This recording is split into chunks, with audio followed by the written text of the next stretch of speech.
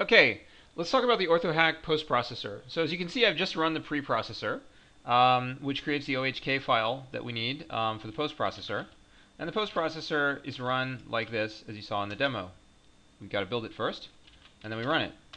And it spits out this big include file, and we have to capture that to orthohack.h. Now, let's look at the variables that control this process, first of all, which are partly in post.h. So first of all, at the bottom, you see the familiar internal, and out precision controls. Again, in practice, you probably want precision in to be 2 because we want to use maximum precision for the OHK file. We just didn't happen to do that here. We generated it as 64-bit, so we take it in as 64-bit. Internal calculation, there's no reason to do that at less than maximum precision unless you're really desperate for time. And the output, of course, is 64-bit. It doesn't have to be. You can actually have a transform that works on long doubles. So you could set precision out to 2 if you wanted. or to 0 if you want a single precision floating point output.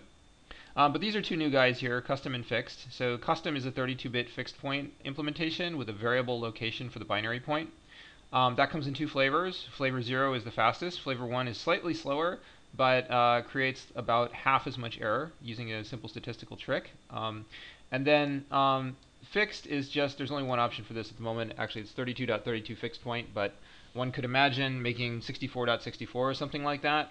The only thing is that there are places in the code, specifically inside the postprocessor, which print out the custom values and assume that they're 32-bit and assume that the fixed values are always 64-bit. So that would have to be modified if you wanted to change those.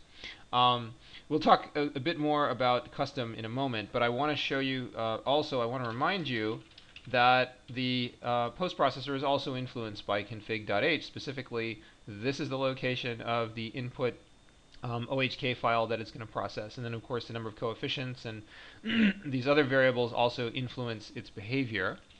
Now, let's have a look at orthohack.h.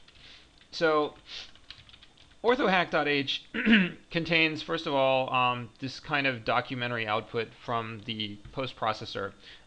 It tells you some information that's peeled out of the header of the OHK file in terms of binomial counts and monomial counts and all this other stuff. It tells you about the magnitudes of the numbers in the number list, so-called, which is just a long list of constants used in the generated transform. And then it shows you the error that's injected by denoising. This has to do with precision ratio limit. You can go into the code and see how this is computed, but it's useful to see that, in fact, we don't have any significant error generated from that smoothing. And then it shows you basically how many items, how many action items are in the transform descriptor. And the transform descriptor is this big, long, lightly compressed structure. So let's look at some of the other things that it generates here in orthohack.h. So first of all, we have the literal list, which is this English readable, totally portable list of floating point numbers that pops out of the transform. If you look at this one, 1.17958 blah, blah, blah. If you copy that without the e+0 into wolfram.alpha, you'll find that it's a very beautiful constant. I'll leave that for you to discover. Then we have the number list. The number list is exactly the same as the literal list, but it's in binary form. And in order to prevent precision loss due to ASCII conversion, which would be really stupid, all of the floating point values are written as IEEE 754 standard floating point values as bytes. And I do have to do some nasty typecasting to get around this fact, but I'm sure you can find a creative way to port this to another language. So if you want to port the floating point transform to another language, you should definitely use number list. Don't use literal list. Literal list is just for mathematicians that want to inspect things easily. Okay, the fixed list, exactly the same list of numbers in fixed point, and custom list in custom binary point. And at the moment, the binary point is here, so all of these are fraction bits, and then the O1 would be integer bits. Okay, but that's toggleable, that's changeable. By the way, going back to some of these constants, so generally speaking, these are constants by which we multiply, not by which we add. And you'll notice that the most popular one is 1, and it's really dumb to multiply by 1, of course. The reason is that in FFT, 1 actually comes up fairly frequently.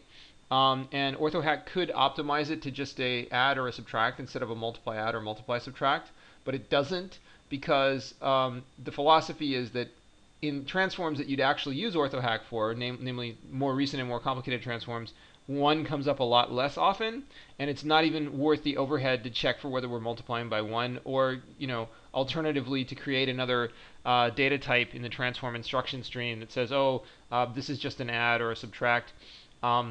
It's possible that in some cases that might actually help you if you did that partitioning.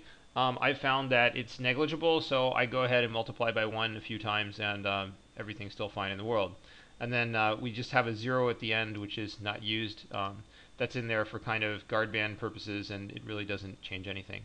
Okay, so the binomial list, this is just a packed representation of instructions saying you need to combine, term 5 with term 12 times ratio number 7. And the ratio is taken from the number list. So we have what's called a numerator, which is the part of the binomial that's multiplied by one of the ratios in the number list above.